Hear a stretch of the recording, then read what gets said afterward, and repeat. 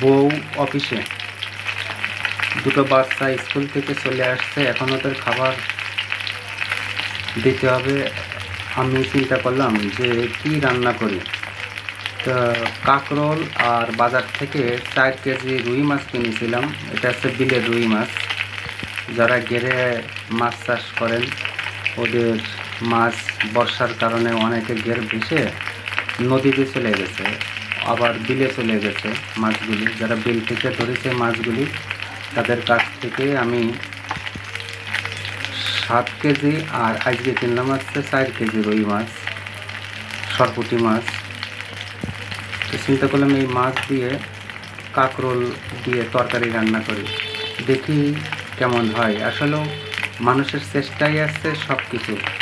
আমি কিছু রান্না করতে পারতাম না, এখন 1 দিন 2 দিন রান্না করতে করতে আমি দেখি আমি নিজেও একজন ভালো রাঁধুনি হয়ে গেছি।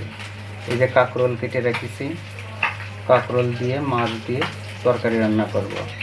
এই মরিচও কেটে রেখেছি, এখানে 10টা মরিচ আছে। এই যে কাঁকরোল,